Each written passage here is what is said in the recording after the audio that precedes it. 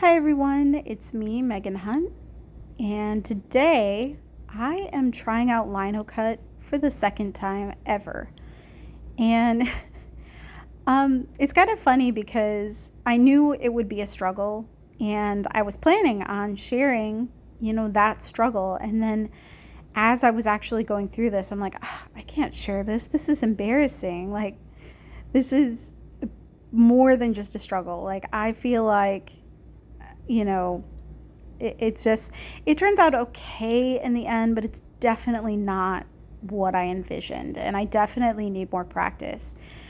But the reason I'm choosing to share this anyway is because I think, sometimes, when you see artists online, we share our highlight reels, we share things that kind of make it seem almost as if our art is effortless in a way. Like, I watched a ton of linocut videos and reels and whatever prior to starting this, and they make it look so easy and it's so satisfying and it's so like magical when they do that peel, and oh, it's beautiful. But it takes a lot of practice to get to that point. And this is a brand new medium for me. So it's going to be a struggle at first. First of all, I didn't invest in like top notch materials because I wanted to make sure that this is something I actually like to do before I kind of splurge. So I got a really basic speedball kit online. And the kit that I got just had like, the most basic tools. And, from there, obviously, I will kind of, as long as I keep up with this and I keep enjoying this new medium, I will invest in products that might make my life a little bit easier. Like, I've seen that some people use a hand press for certain prints. And, I think as I grow, I'll figure out what is necessary for my process. And I think probably the next thing I would purchase is just better tools. I think these are fine, but I think that I'd like a wider variety of like shapes. And also, like, I just got really generic linoleum blocks from online. So I don't know how this quality compares to other brands. And again, this was just an experiment so far to see like if I like this process. And honestly, I had a lot of fun doing this, even though it didn't quite turn out the way I wanted. I definitely like to try again. I have plenty of materials to do another attempt at this particular art because I just like the idea of the cat and the position it's laying in. It's just cute and wholesome and, in my opinion, perfect for a bookmark. But I think next time I'm going to focus on kind of getting the line work, I don't know, I guess more precise is the best way to put it. Because I started in the beginning by just doing like little hashes for like the fur, but they didn't go deep enough for the design to stand out, if that makes any sense. Like, when I first did like a little test, it kind of all blurred together, and it was just kind of, it wasn't distinct enough to be able to tell what it was meant to be. You kind of had to like look at it and like, what is it? And I don't want that. I want you to be able to look at it and know immediately exactly what it is. I want it to visually be clean and make sense. So I think overall, in the end, you can tell that it's cat.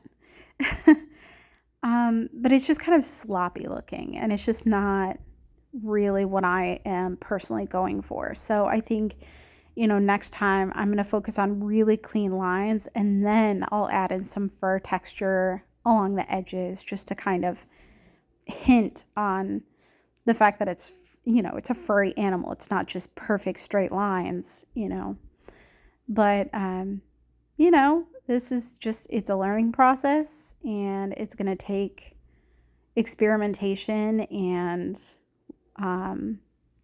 watching like tutorial videos and getting tips and tricks from other artists, and just kind of slowly working my way towards, getting the product that I want.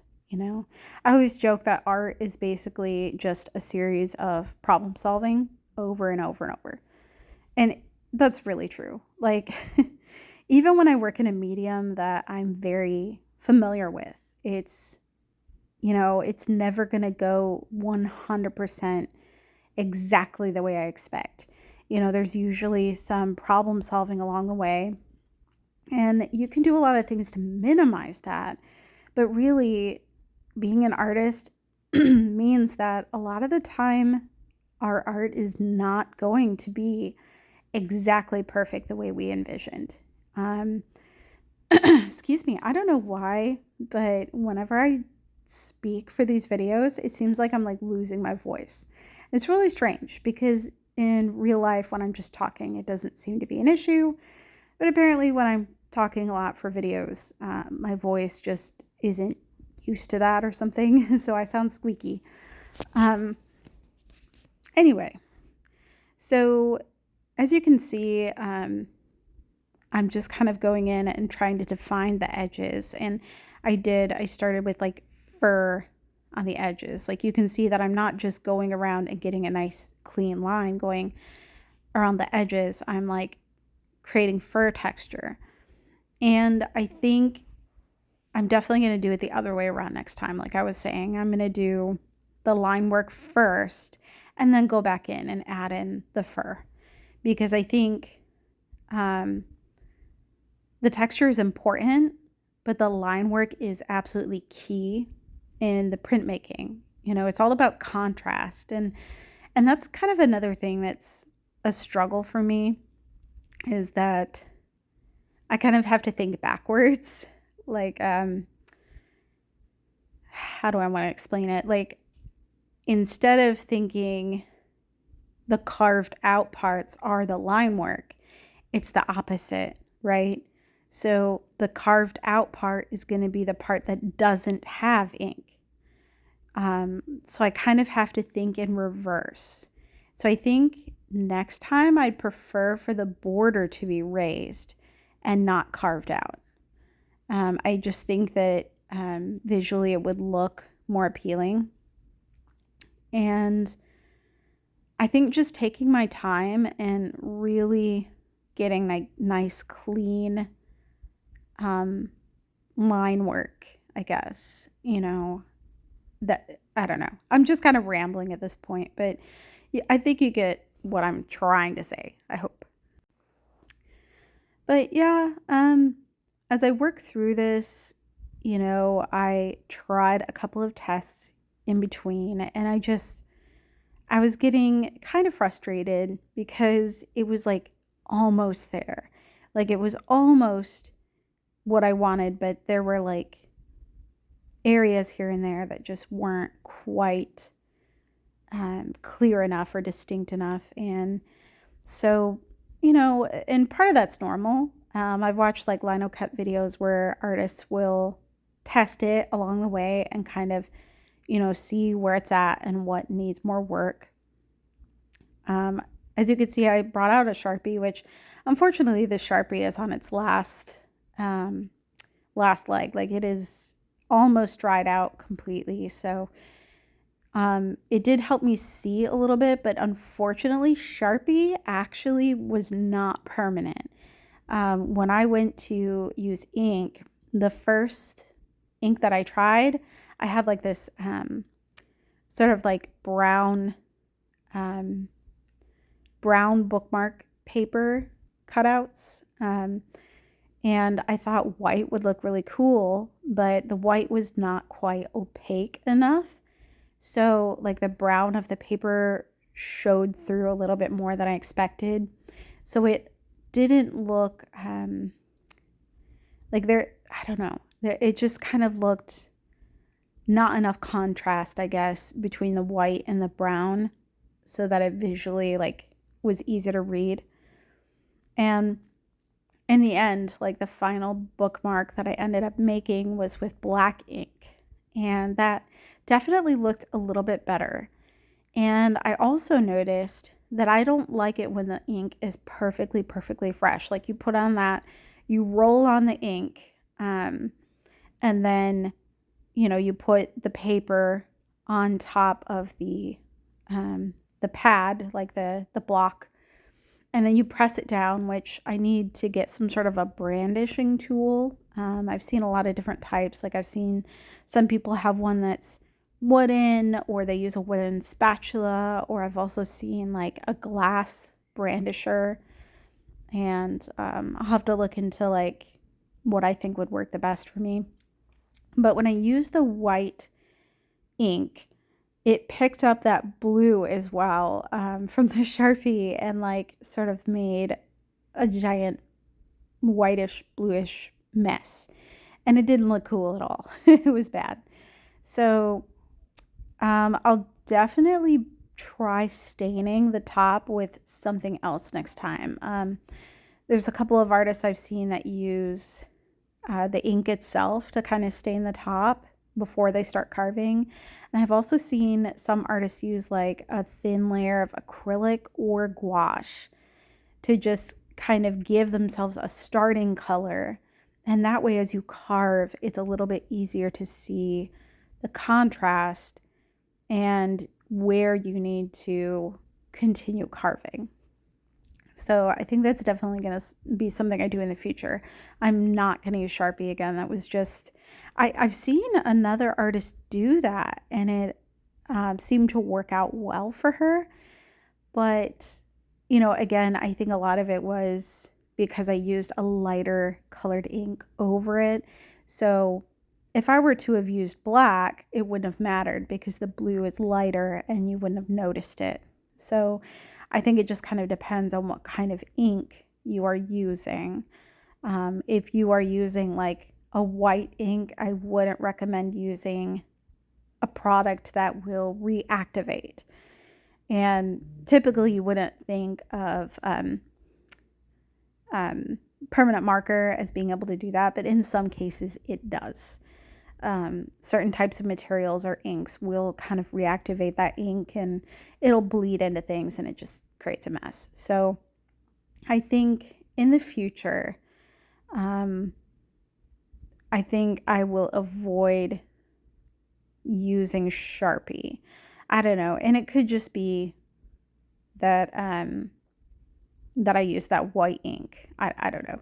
We'll have to see. And I may try other brands. The inks that I have are the Speedball brand that came with the kit. So I've seen some other recommendations for like different types of ink to use. And I'll definitely have to experiment with that and see kind of like what seems to work the best for me. Because I think the Speedball paint that I have is very, very thick and very like viscous, and it's kind of hard to get on the roller, and it's hard to get even when I like roll it out on the block. So I would like to try and find an ink that's a little bit more creamy, I guess, so that it coats evenly. And I think, again, it just depends on what you're trying to achieve, because I've seen, some inks that are they're just going on like a paper product, right? So it's, a little bit more forgiving. Whereas if you're using ink on fabric, you need ink that is designed for that, so that it's not going to wash off, if it gets wet. Or, if you're making shirt designs, obviously you want the ink to be something that can be laundered. So it would need to specifically be meant for fabric. And this Speedball ink is meant for both paper and it can be used for fabric. So I think that's also part of the reason it's the consistency it is because it is meant to be a little bit more durable. So when it dries, you can use it on like totes and things. Like as long as it has a fairly flat surface, you can use it on like a canvas tote or t-shirts or that sort of thing. But again, I am starting like super simple. I just got like a big pack of like brown cardstock bookmarks, and then I also got greeting cards, and I'm just kind of like focusing on those for now, not only because they're small, but because I feel like I can always branch off and try new things, but I need to start with something doable and achievable so that I'm not like overwhelmed. Sorry, I hope that I'm not rambling too much. I hope that it's valuable and interesting to kind of listen to my thoughts as I'm troubleshooting through this process. I think, it's valuable to kind of hear an artist's thoughts on,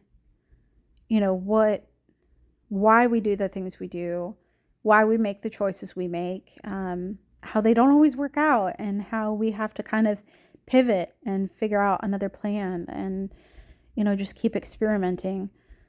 And I mean, there are just some incredible linocut artists out there, like just, I mean, mind-blowingly phenomenal. And I can't imagine how much time they've poured into this. And I think, a lot of the time, beginner artists get discouraged because they see, those extravagant, amazing, incredible works on things like social media or whatever. And they feel intimidated, like, oh, I'm never going to be able to do that. Nobody started out being able to do that immediately, like everybody had to start somewhere. And, there are certain types of art that when I create it, it can be intimidating to other artists that aren't as skilled in that medium. But I promise that if I switch to a medium I'm not comfortable with, you are going to see that it is just as much of a struggle for me as it is for anybody else starting out with a brand new thing. One of my favorite quotes is from Adventure Time.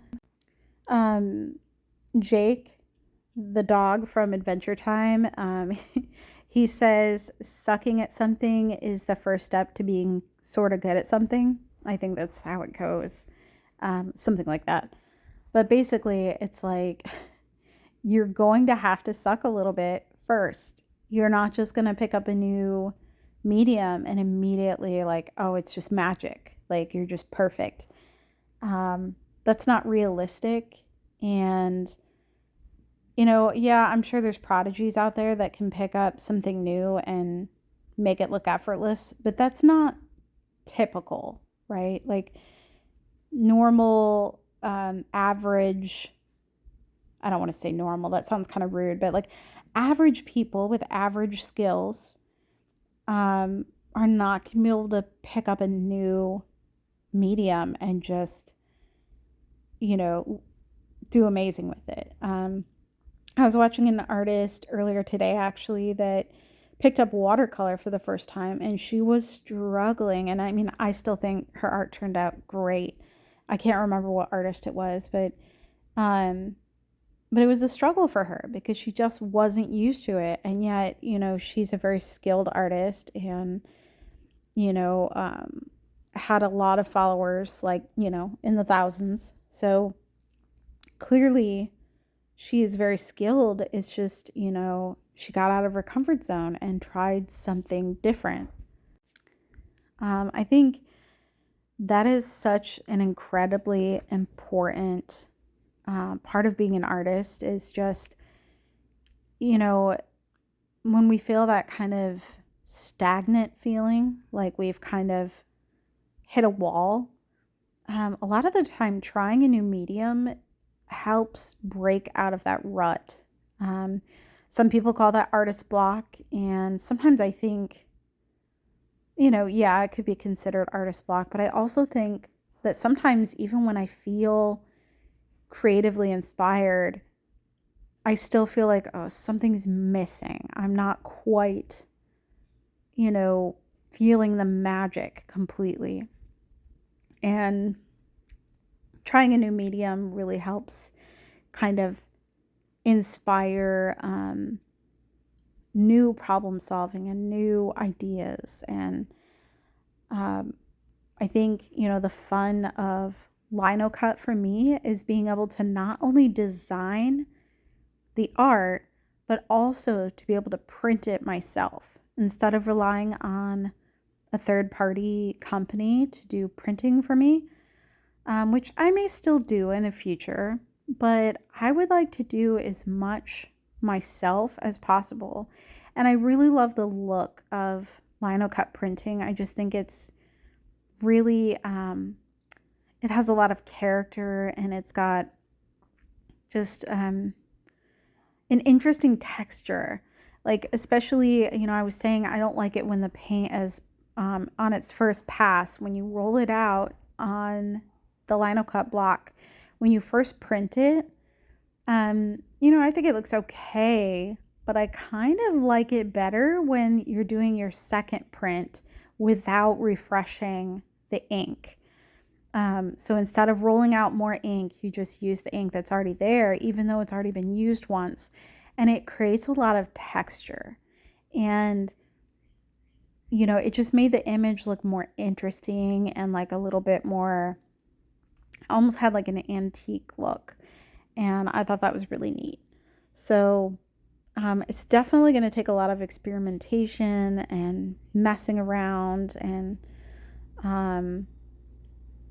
just kind of getting familiar with like what I'm able to do and the limitations of, for instance, I don't think that you can go super duper detailed with something really tiny because, in order to have it stand out, you need to be able to carve it boldly enough for it to show up. So one of the struggles with creating bookmarks, even though they're small and simple, is that creating small designs that still read well is going to be a challenge. I'm going to have to be creative with coming up with designs that are simple enough, but also still dynamic enough to be interesting.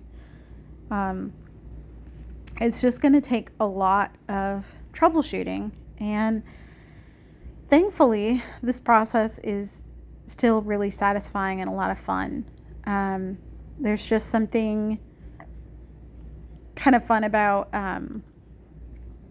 when you're sliding the tool across the rubber material, the linoleum block, and it just like slices off that, that strip of linoleum. It's just satisfying. I don't know. So if you're looking for something different to try, even if you don't plan on making something to sell or whatever, like just for fun, I think this is a really fun little project. You could do some really simple designs and use it with kids because this is relatively inexpensive. So you can get like a whole bunch of blocks and not spend a whole ton of money and do like really simple little things like flowers and birds and whatever, and let kids, use them basically like stamps. They're homemade stamps. There's a lot of potential for just having fun with this. But for me, it's, both for fun, but also for a practical way for me to print my own products. So I'm pretty excited about it. I've got a couple of other designs in mind for like the greeting cards, which I think the greeting cards will be a little bit not easier to execute, but I think just because it gives me a little bit more space to work with, it'll be a little bit easier than the bookmarks where I'm like working with a very teeny tiny area and I'm trying to make sure it reads well, but it's like this teeny tiny design. So yeah, it's just kind of my thoughts so far on this process. And on that note, the reason that I am looking to create products that I can sell is because I am opening a shop soon.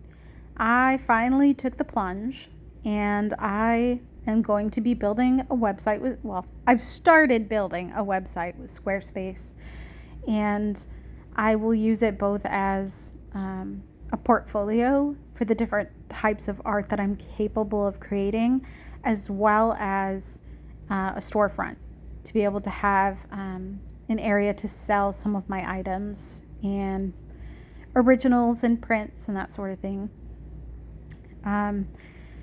The reason I want to have a portfolio as well is because I do digital commissions. I'm actually working on one right now that's I'm so stoked about this. I've had so much fun working on it, and it's completely different than pretty much anything that you've seen.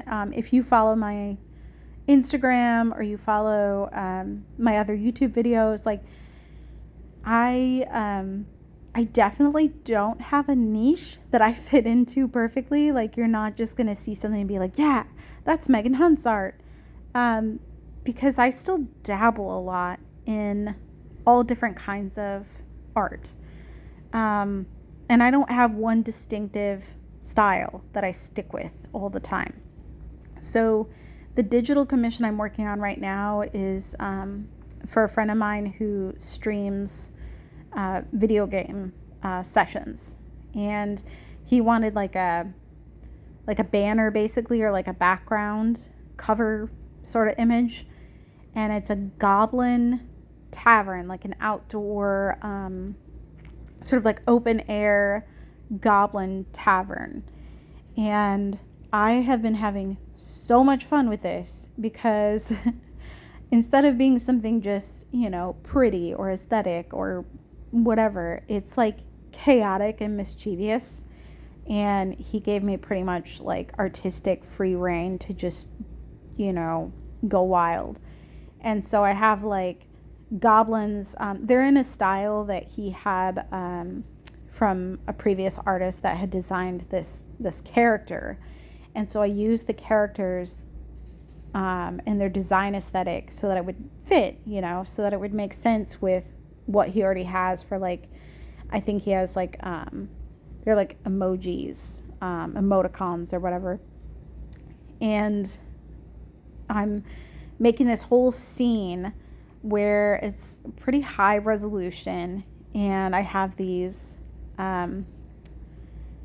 like goblins doing different things. Like, there's goblins sitting at a table playing cards, and there's a girl in the window and she's waving at somebody on the ground, and there's someone playing a guitar and he's trying to get tips, and there's a barmaid with a whole ton of beer mugs that are balanced precariously. And there's also a character that resembles my friend himself as a goblin. And I've just been working with him to incorporate a lot of just little details that if you continue looking at it, you're going to notice new things that you may not have noticed before. There's cats in it. There's cats lying around. There's cats catching mice. There's a cat scratching a chair. I mean, I just want all these like silly little details. One of my favorite little details is a sign that says "Free Ale Tomorrow." I saw that somewhere, I think at an actual bar at some point, and it was like free beer tomorrow. Well, it's like, obviously if it's tomorrow, you're never going to get free beer because it's tomorrow. I just thought that was so silly, and it was perfect for like that sort of mischievous vibe. So I was like, yeah, free ale tomorrow.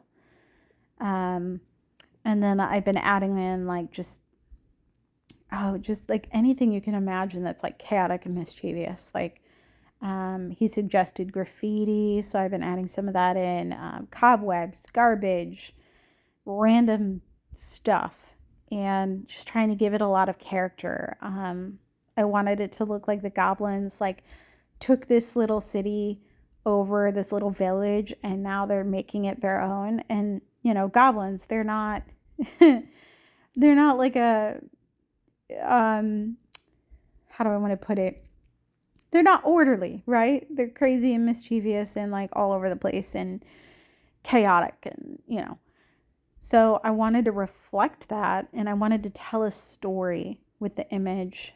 But anyway, I'm very excited about that project. Once I get the okay and it's 100% finished, I will definitely be sharing that image as part of my portfolio. And then I will also link it to my friend's streaming channel, so that if any of you are interested, you can check that out. But that's sort of the kind of project that I really want to do more of. Like I love all kinds of art, all different styles, all different, aesthetics. I like cute, adorable things that are wholesome and sweet, but I also like doing, fun, chaotic, silly illustrations. And I love doing portraits. And I plan on doing commissioned portraits of both like people and of pets. And I'm actually going to be starting a large pet portrait commission soon. That's of a friend's multiple different pets that have passed away over the years. And just doing like a memorial portrait, but of all her pets that have ever passed. So that's definitely going to be a bigger commission, and it's going to take some time and planning. And so I've been practicing a lot on my portrait skills. It's especially challenging when you don't have like, how do I want to put it? Like portrait style photographs, right? Like, especially when you have pets from like years and years ago. We didn't necessarily have the means to always, unless you're a photographer or knew a photographer, we didn't always have like professional level pictures of our pets, right? And pets don't like to cooperate. They kind of just, I swear my animals know when I'm trying to take pictures, and they try to thwart me.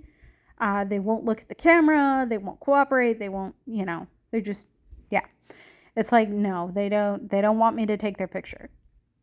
So I feel like that's one of the main challenges of doing pet portraits, is especially when I don't have super clear images to work from, then I kind of have to use my artistic license to kind of fill in the blanks and still capture that pet's specific personality and their markings and their traits, and but still kind of fill in the blanks where I can't necessarily tell 100%, I don't know. I'm kind of rambling, but it's definitely a challenge.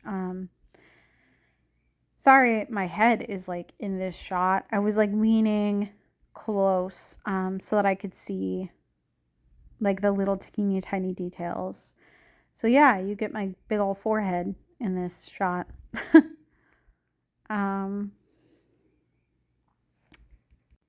It's kind of basically the gist of what's been going on most recently. It's just for me a lot of preparing to open up the website and trying to design the website, and then trying to have some products to launch when I do launch my site. So that's kind of my main focus at the moment, is just creating products and building my website. I've definitely been thinking a lot lately too about what other videos I can do on here. I really want to bring value. You know, I don't want to just like ramble and drive you guys crazy and be, you know, super annoying and boring and whatever. So definitely let me know if there are particular videos that you really like, versus if, you know, you don't find it interesting. Even if you have negative feedback, I'd rather hear, you know, oh, this isn't all that interesting, or, you know, I wish you had talked more about this, or whatever. Definitely give me feedback. It doesn't have to be positive feedback. I just need an idea of what you guys would like to hear and what you find valuable and what you're interested in, because I'm just kind of making this up as I go and just kind of guessing at what you might find interesting. But I really don't know, because what I find interesting may not be what everyone else finds interesting. So as I'm creating videos, I definitely want an idea of what videos you guys are enjoying the most and which ones are just kind of like meh, not all that interesting. Because I think sometimes when I'm rambling, it's like, I don't know, is anybody even going to listen to this? Um, yeah. So definitely let me know what your thoughts are. And um, if there's anything in the future that you would like to see, or any questions you have that I can try to answer, definitely let me know in the comments. I'm always up for suggestions. And a quick note, safety wise, be careful with linocut tools. They are sharp, and some more than others, but the particular blade I was using at the moment was pretty sharp. It was basically like an X-Acto knife sort of thing. So just be really careful to keep your fingers out of the way, and try, as you're carving like in a, you know, specific direction, try to keep your hand out of that path. So keep your hand behind the blade rather in front than in front of it, if that makes any sense. So yeah, just quick little safety tip, because you can cut yourself doing lino cut if your fingers are in the way and you slip. Yeah. And I did like poke myself earlier, so I don't know if you can tell, but I like, with the X-Acto knife tool that I was using, I like poked my finger, and it wasn't bad. It was just more annoying than anything. Another thing I think I might utilize is like getting a pair of tweezers, and that way I can kind of pull away the chunks a little bit more easily. Because sometimes those strips of lino material, like the linoleum, don't come off, and they're just sitting there. And you know, I think a lot of that will come with practice too, as I get better and I get more proficient at carving out the pieces. It won't be quite as messy. It's definitely since it's a struggle and I'm still learning, it was definitely a little bit of a messy process. I don't know about you, but if you've ever watched linoleum cut videos, like where they're actually doing like, oh my gosh, I can't talk, the carving portion of the videos, it's just really, really satisfying. Especially, like, I think there's different, I guess I want to say textures of linoleum. Like, this is a fairly soft type that was just really inexpensive, because I mean, I'm just starting. I don't want to buy the expensive stuff, like I was saying in the beginning. But I think eventually I might like a block that's a little bit more firm, just because this was so soft that it was kind of almost irritating sometimes to work with, because it was so squishy. I'd like something just to be a little bit more firm. Ooh, excuse me, I just burped. That was rude. But yeah, that's kind of my thoughts on that. I'm getting towards the end of this video. Thank you so much if you took the time to watch this. I really appreciate it. It's really helpful for the algorithms to have viewers that watch the whole entire video. It like just that in itself is a huge help. So if you watch this whole video, thank you so much for taking the time to watch this. If you wouldn't mind and you liked this video, please give me a like on this video and subscribe if you are enjoying my content, because it helps immensely in being able to kind of expand my reach and to be able to, get my videos out to more people. Hopefully in the future, the more viewers that I have and the more people I'm able to reach, the more I will be able to produce videos like this. It's very time consuming and I'm kind of clumsy about it. And I'm still learning how to edit and all that. But as I get more practice, I think it'll get easier. And just like anything else, practice makes better. Practice makes progress. I hate that practice makes perfect, because it doesn't. Nothing's ever perfect. There's always going to be a little bit of struggle, but practice makes progress. So, I'm definitely getting a little bit better at filming and talking, but I definitely have plenty of room for improvement. And hopefully in the future, as I become more proficient, I will also have better equipment. Right now, I just use my phone, just my regular cell phone camera.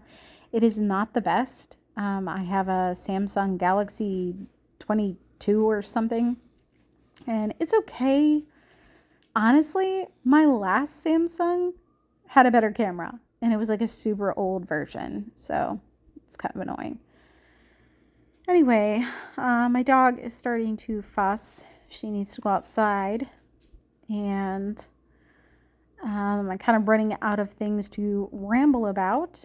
So anyway, thank you so much for taking the time to watch my video, and I really hope that you found this at least interesting. Please let me know in the comments what you think, or if there's anything that you would like me to touch on next time. And thank you so much for joining me. I hope you all have a wonderful week, and I will see you next time.